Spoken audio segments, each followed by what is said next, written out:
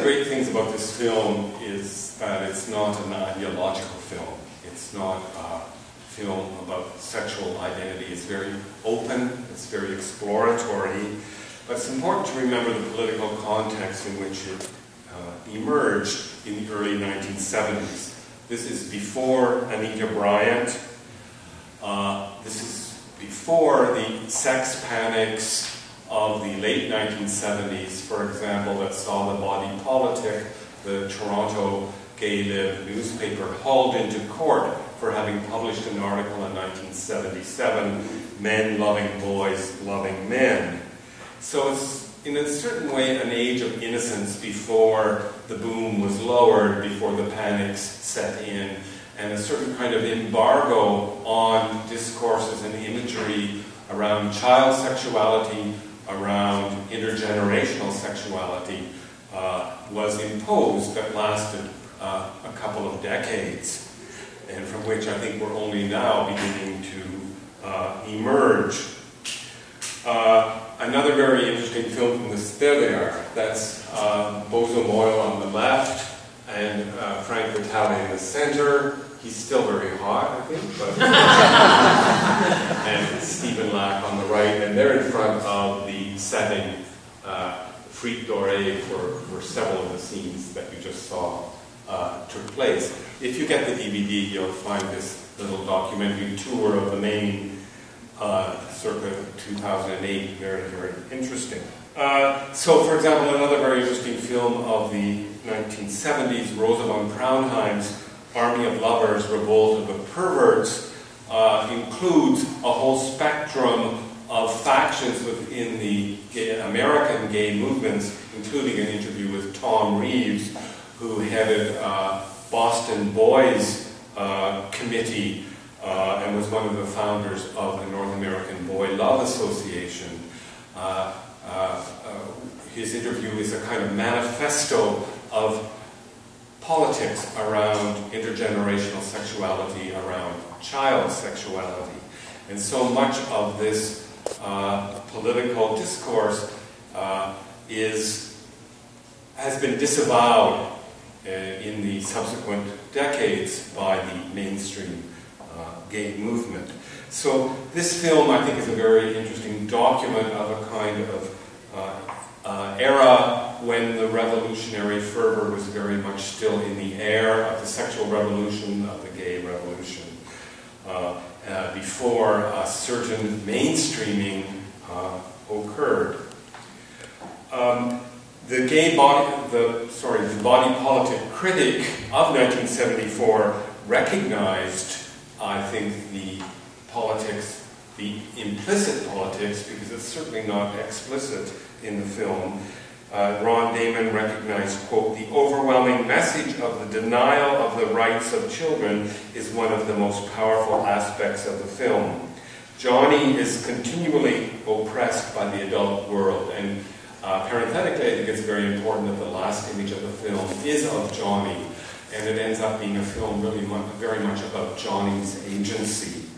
And continuing, quote, "He's continually oppressed by the adult world, by his pseudo-hip parents, who are obviously paranoid about their son's friendship, quote unquote, and eventually by Frank, who easily cedes to conventional morality through fear. John is trapped in an ageist, homophobic world where freedom is impossible." And according to Damon, one of the features of the film, its achievements, is, quote, "The sensual, though latent character of their relationship comes across beautifully." So there was some recognition at the time of the importance of this film, of the achievement of this film, before it lapsed into obscurity. So I wanted to make those contextual comments before we open up to questions and comments. This was not the only film of the 70s that dealt with children's sexuality, with intergenerational sexuality. You may be familiar with Louis Malle's Murmur of the Heart, or his Pretty Baby at the end of the decade, that also deal with intergenerational heterosexual sexuality. You may also be familiar with Luchino Visconti's landmark 1971 film, Death in Venice. So this handful of very brave and iconic films from the 70s are important to remember, especially in the context of what you might call the silence that followed. Okay, so that's what I wanted to say, and I would love to hear your comments. Was there, I didn't catch anywhere in the film that anyone had sex. Was it implied in the story that you just didn't see it, or? Well, Frank and Bozo started, didn't they? But then the dogs and the sirens started. So. Okay, yeah, yes. There's no explicit sexuality in the film. It's very open, it's very ambiguous. That's not what the film's about, I don't think. Yes? I would say specifically that isn't what the film's about, in the sense that, and I see a difference between the man... Can everyone hear? Mm-hmm. Shout a bit, okay. Shout!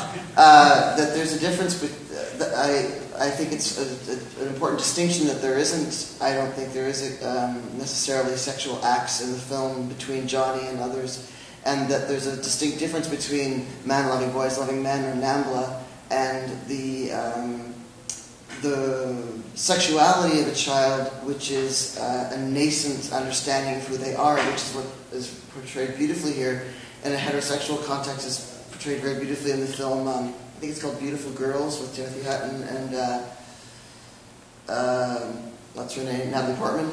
And I think it's an important distinction that there is such a thing, of course, as a child's sexuality, which must be appreciated and respected, but that it may be separate from an adult, and usually is separate from adult sexuality and an adult's way of expressing sexuality and sexual attraction. Who else? Comment or question? Yes. When is the DVD coming out, and who did the music? Like, who was, some of the songs are great in there, so... The music, I don't know her work, but she was a local folkish rock singer on the Montreal scene in the 70s, and she did original music for the film, and the DVD's coming out later this year, and I can't tell you the name of the US distributor. Here in Canada, I believe my colleague is handling the distribution. What I would suggest is in a month or two, Google it and see what you come up with, and then if you come up there, just email me at Concordia. The website's already active. It's montrealmaine.com. It's already active? Yep. Montrealmaine.com. Okay. Yes? I wonder if you could comment on some of the reasons you think the various moral panics set in, and why this discourse was silenced or changed. I mean, one of the first things that occurs to me is with a feminist analysis of intergenerational sex, which was very, very different. But anyway, just interested in your take on why everything shifted. I can think of yours as well, but maybe to start things off, I think that as a kind of feminist consensus emerged in the late 70s around at least the right wing of the feminist movement around pornography and rape and abuse,